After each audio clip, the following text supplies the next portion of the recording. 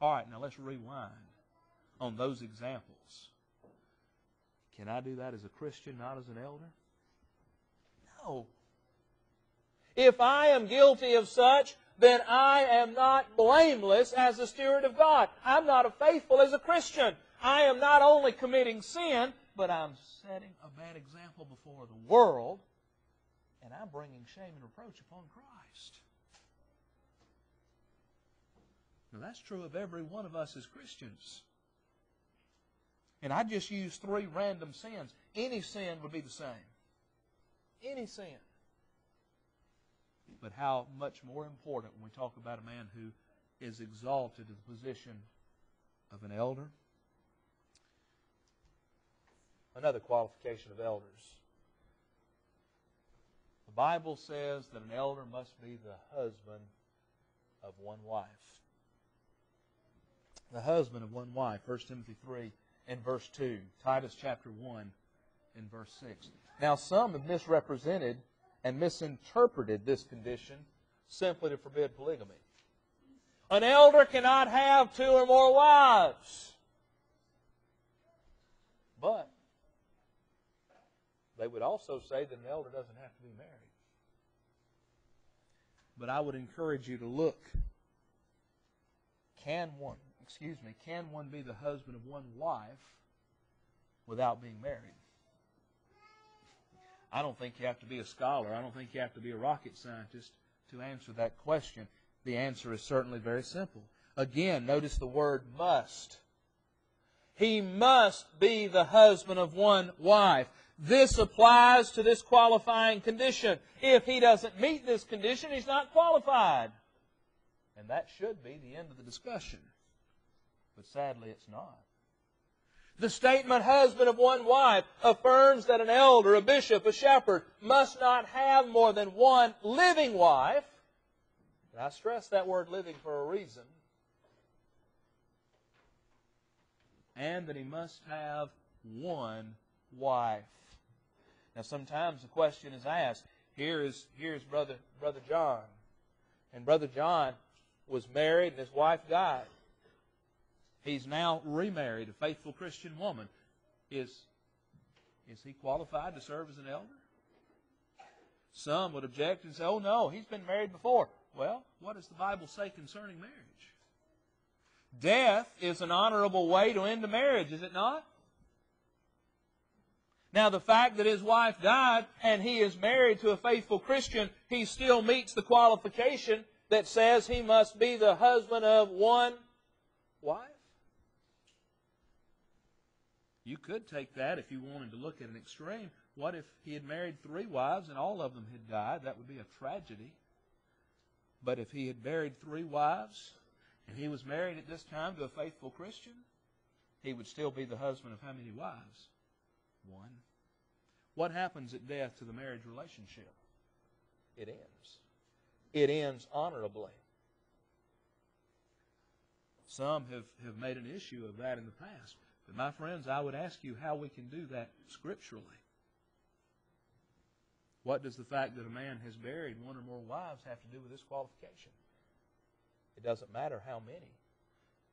Try telling the IRS you're going to take 4 wives, 3 of which are dead, as deductions on your tax return. See how that flies with our tax system. They'll say, oh no, you're married to 1 wife. That doesn't count. Well, of course not. It doesn't. And so it is scripturally. He must be the husband of 1 wife. Now, it's been argued that the 2 statements, a bishop must be the husband of 1 wife and a bishop must be married, are not parallel. People want to go to 1 Corinthians 7 and 2, where it says, nevertheless, to avoid fornication, let every man have his own wife, and let every woman have her own husband. Thus one is not required to be married in order to be a Christian. This being true, then one can be an elder without being married. But notice the reason in 1 Corinthians 7 and verse 2 for Paul's statement. He says to avoid fornication. The idea here is that not everyone can remain celibate. Therefore, if a man is going to be tempted to lust or to commit adultery or fornication, then he needs to marry. Now, the command to be married is bound upon everyone to whom the language is applicable. But notice our qualifications for elders. The language, the husband of one wife, is applicable to an elder. Therefore, he must be married. This is one of the commands that's not applicable to all Christians. One can be a Christian and not be married. One cannot be an elder who is not married to one wife.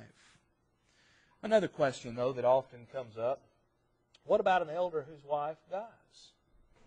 We're talking about a man who is serving as an elder and his wife passes away. Now, if he is otherwise qualified, should he resign if his wife dies? Now, notice, each of the qualifications listed is prefaced with a condition, must be. What is our qualification? An elder must be the husband of one wife. Now, the condition speaks of what the elder has, not what he once had. Now, I want you to think with me about this for just a moment before we move on.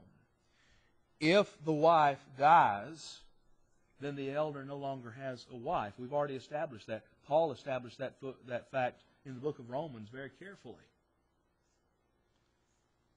A loyal wife is a continuing aid to a man serving as an elder. She encourages him. She supports him. Not only as any Christian wife would her husband, but she encourages and supports him in his work as an elder. Furthermore, there are often situations that an elder will find himself in where he needs a faithful spouse, sometimes in making a visit. There's been many situations that I would not go into a household alone.